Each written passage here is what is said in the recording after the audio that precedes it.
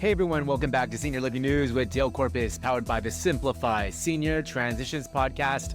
This episode is for the week of June 22nd, 2026. I'm Dale, your Bay Area Senior Transition Strategist, senior-focused real estate expert, and reverse mortgage advisor, helping families figure out how to pay for senior care, especially when a home is involved.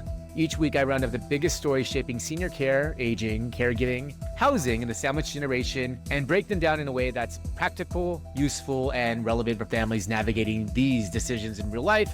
This week, we're covering how Medicare is beginning to use artificial intelligence, a caregiver still carrying medical debt years after her mother's passing, millions of dollars in new grants helping communities become more age-friendly, a heartbreaking Facebook romance scam targeting an older adult, what the US can learn from Asia about using AI to support aging in place, and why lawmakers are finally treating loneliness as a public health issue. Let's jump in. First up, AI continues making its way into healthcare. This week, Medicare announced new efforts involving AI alongside reports about breakthroughs in brain aging research. Now, whenever AI enters healthcare, there's always understandable concern. Questions about privacy, accuracy, and oversight, but there are also tremendous opportunities. AI may also eventually help with earlier disease detection, care coordination, identifying health risks sooner, and supporting physicians with better information. The important thing to remember is this: AI works best when it supports people, not replaces them. Next, a story that really illustrates something many family caregivers experience. A woman shared that 4 years after losing her mother, she's still paying off roughly $17,000 in medical debt from that caregiving journey.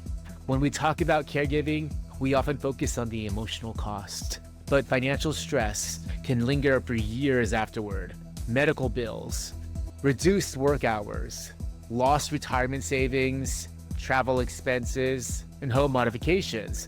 Caregiving often affects families long after the caregiving itself ends.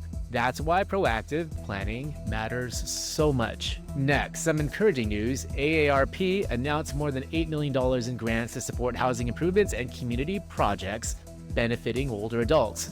These grants will help communities invest in things like walkability, accessibility, public spaces, transportation, and housing improvements.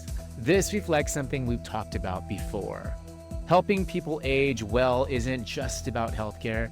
It's also about building communities where older adults can continue living independently and staying connected.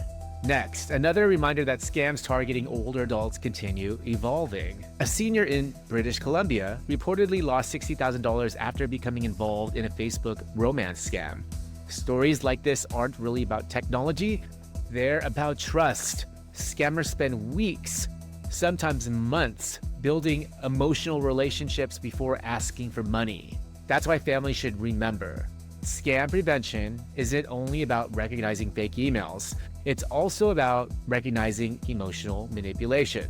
Okay, quick bite time. Researchers at Stanford highlighted several lessons the United States can learn from Asian countries using AI to help older adults remain independent longer. Some examples include smart home monitoring, AI-assisted caregiving, predictive health tools, and community-based technology. It's another reminder that aging innovation is happening all over the world. And for today's tip of the week, when planning for aging, don't just prepare financially, prepare socially.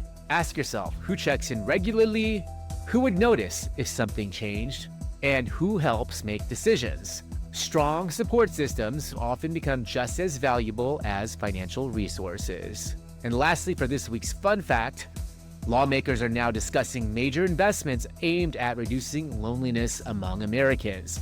And honestly, this reflects something we've learned over the last several years. Loneliness isn't simply an emotional issue. Research increasingly links chronic loneliness with poorer health, higher healthcare costs, cognitive decline, and increased mortality risk. Connection may be one of the most powerful forms of preventative care we have. And that wraps up Senior Living News with Dale Corpus for the week of June 22nd, 2026.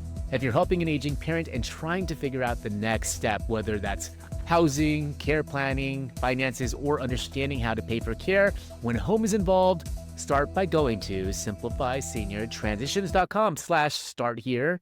You'll also find care funding resources, podcast episodes, and practical tools designed to help families make better decisions before a crisis happens. Thanks so much for joining me this week, and I'll see you next week.